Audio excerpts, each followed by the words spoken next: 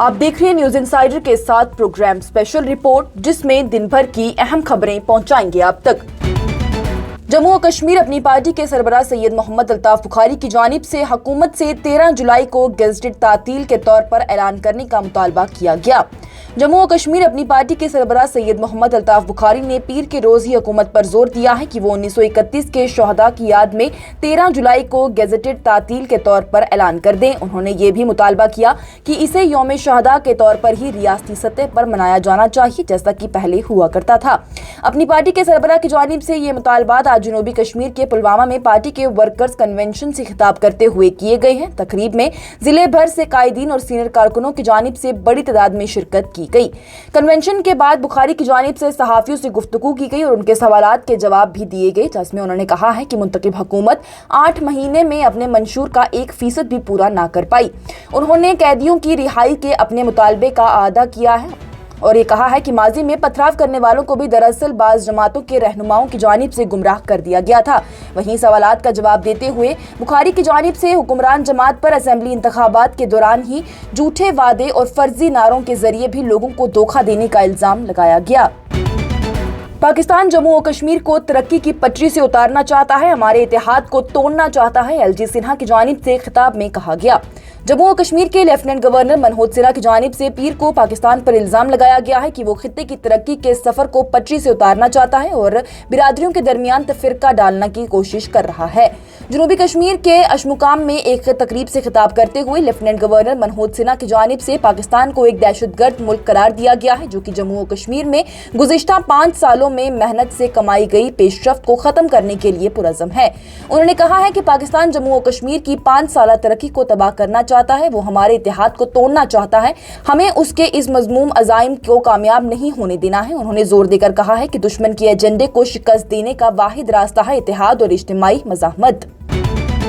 متحدہ مجلس علماء کی جانب سے ذمہ دارانہ طرز عمل اور مسلمانوں میں اتحاد کی اپیل کی گئی۔ متحدہ مجلس علماء جموں و کشمیر، جس میں سنی اور شیعہ دونوں ہی تنظیمیں شامل ہیں، ان کی جانب سے آج تمام معزز علماء، مبلغین اور تمام مکاتب فکر کے کمیونٹی رہنماؤں کی جانب سے پرزور اپیل کی گئی ہے کہ وہ اپنے الفاظ اور بیانات پر ہر وقت انتہائی احتیاط اور ذمہ داری کا مظاہرہ کریں۔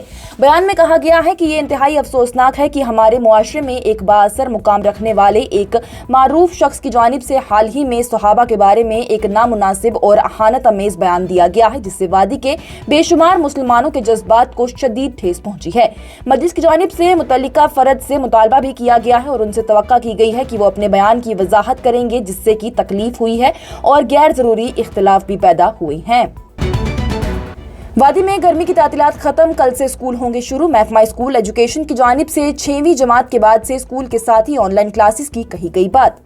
محکمہ اسکول ایجوکیشن کی جانب سے کشمیر میں گرمیوں کی چھٹیاں ختم ہونے کے بعد سے کل سے شروع کی جائے گی آن لائن کلاسز کے بارے میں بھی وضاحت جاری کی گئی ہے۔ محکمے کی جانب سے بتایا گیا ہے کہ اسکولوں سے طلبہ کے منتشر ہونے کے بعد سے 6ٹھی جماعت سے ہی آن لائن کلاسز کا انعقاد کیا جائے گا۔ میونسپل علاقوں کے معاملے میں کلاسز دوپہر 12:30 بجے سے لے کر دوپہر 2 بجے تک شروع رہیں گی اور غیر میونسپل علاقوں میں کلاسز آدھا گھنٹہ تاخیر سے شروع ہوں گی، جو کہ دوپہر 1 بجے سے 2:30 بجے تک کے لیے رہنے والی ہیں۔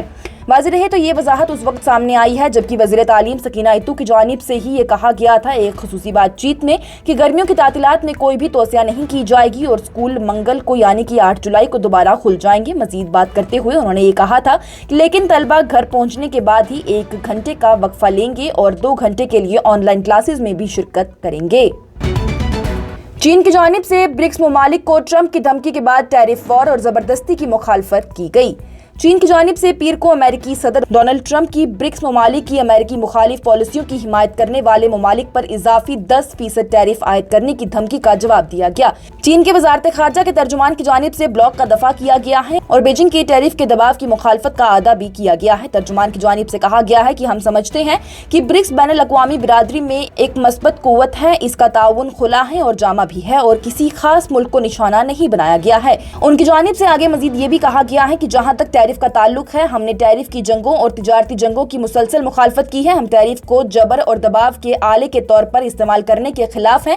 منمانی کے طور پر ٹیرف لگانا کسی بھی فریق کے مفادات کو پورا نہیں کرتا ہے۔ آج کی اسپیشل رپورٹ میں اتنا ہی۔ دیجیے اجازت، لیٹسٹ اپڈیٹس کے لیے دیکھتے رہیے نیوز انسائیڈر 24/7۔